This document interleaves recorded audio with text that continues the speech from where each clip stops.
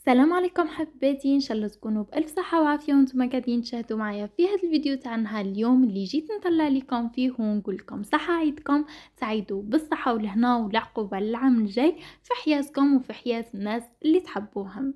اليوم جيت نطلع لكم، ما جيتش بيديا فارغين، جيت بفلوج تاع اليوم الثاني من عيد الفطر.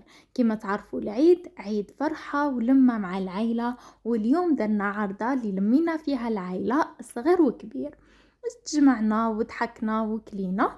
وكما عرضتهم قالوا لي لازمك انك ديري لنا تشخشوخه من تحت يديك، التشخشوخه تاعك ما تعاودش ولا يعلى عليها.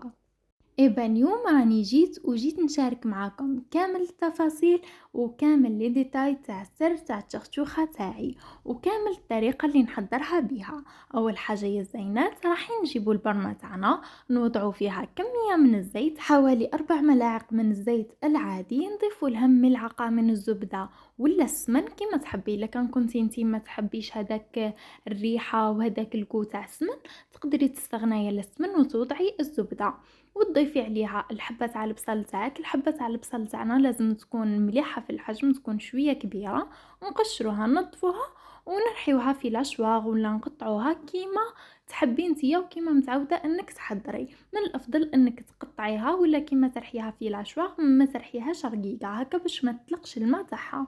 وتبداي تقلي فيها، تضيفي اللحم تاعك، اللحم الحاجة اللي عندك والحاجة اللي كتبها ربي، وتكون على حساب عدد افراد العائلة. تحبي تحطيها غير بالدجاج، تحبي تميلونجيها ديري خليط ما بين الدجاج واللحم. تخلي البرمه تاعك تتقلى مليح، وفي كل مره تبقاي تخلطي فيها وتعطيها راحتها، تخليها تتقلى لك مليح، على خاطر السر تاع البرمه تكون في التقليه.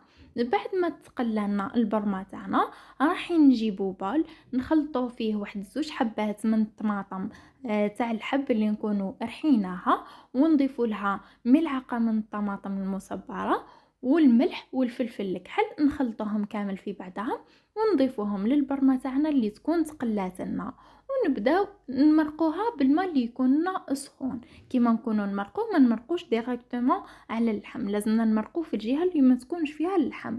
بعد ما تغلى لنا راح نحطوا عليها التشخشوخه اللي كنا حضرناها، التشخشوخه القسنطينيه، التشخشوخه تاع الضفر اللي تكون موجودة في الدار وتجي ما شاء الله الحبة قد خدها وتكون لك بيضة شمعة، وكيما طيبيها كل حبة تجي وحدها. ولا كان حابيني اني نشارك معاكم الطريقه اللي نحضر بها التشخشوخه تاع الضفر، ما عليكم غير تخليولي في الكومنتير بهكا نشارك معاكم فيديو اللي يكون مفصل. بالنسبه للفاره الاولى نجيبو التشخشوخه تاعنا، ندهنوها بشويه تاع الزيت ونوضعوها في الكسكاس تاعنا ونخليوها تفار. بعد ما تفارنا راح ننزلوها، نبخوها بشويه تاع الماء ونعاودو نرجعوها تفارنا للمره الثانيه. بعد ما تفرنا للمرة الثانية راح نجيبو هداك ليدام تاع وجه البرمة، نجيبوه ونوضعوه في بال ونبداو ندهنو فيه ولا نبداو نبخوه على كامل هذيك التشخشوخه تاعنا. هذه بعد ما تفرنا الفاره الثانيه وندخلوه كامل فيها ونخليوها تفرنا للفاره الثالثه. الحاجه اللي نولهكم ليها يا حبوباتي، كيما تحطوا التشخشوخه تاعكم تفور لكم خليوها تدي راحتها في الفران، كل مرة تحطوها تصفر لازم حتى نصفر مليح باش تنحيوها. انا كل مرة نخليها حتى نصفر لي مليح ويخرج لي هذاك البخار من كامل الجهات تاع الكسكاس تاعي باه نحيها. بعد ما صفرنا المرة الثالثة راح نجيبو كمية من الزبدة، من الأفضل أنها تكون الزبدة تاع البقرات، نوضعوها لها ندهنوها مليح بها ونجمروها في هذيك المرقة على نار طليلة، نبقاو نخلطو فيها حتى نلقاوها باللي تجمرت لنا على راحتها. بعد ما نجمرها ونخلصو راح نقدموها. وكانت هذه هي طريقة التقديم. أنا لهنا يا الزينات للأمانة ديجا راني صورت لكم الوصفة تاع التشخشوخة من قبل وما شاركتهاش معاكم، لكن تولهتوا باللي لهنا الاضاءه مليحه، لكن في الوقت اللي كنت صورت لكم فيه التشخشوخه كانت ما عنديش رينج لايت.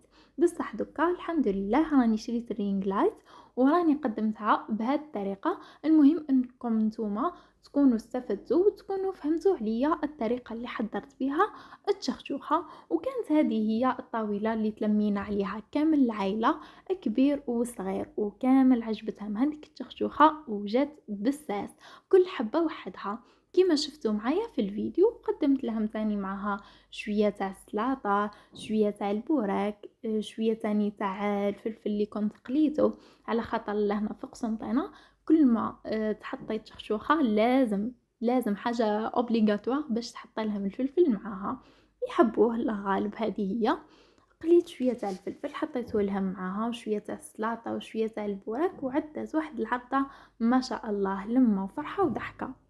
لهنا يا زينات بعد ما خلصنا لمينا الدنيا كيما على بالكم كيما تكون فيها عرضة يكون شويه هذاك تاع التعب وشويه تاع الماء اللي يكونوا زايدين وشويه تاع التلباس تاع الارض، كيما تكون بزاف الرجل يكون شويه تاع التلباس.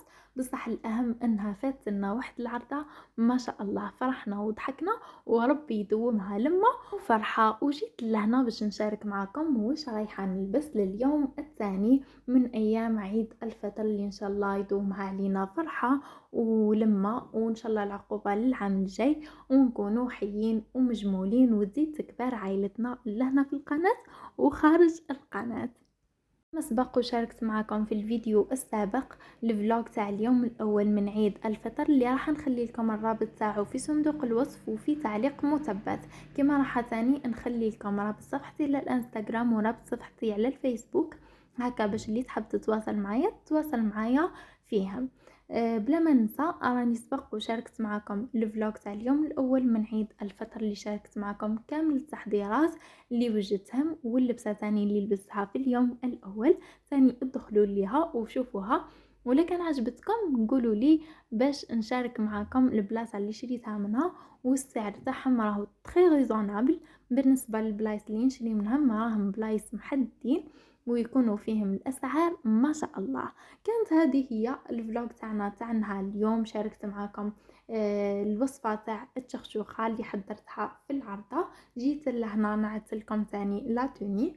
وبالنسبه للمكياج انا منديرش بزاف المكياج، نحب اني نكون عاديه ندير غير شويه هكا تاع المكياج، وندير هذاك المكياج اللي يكون شويه شارجي نديرو غير في العراس وفي المناسبات.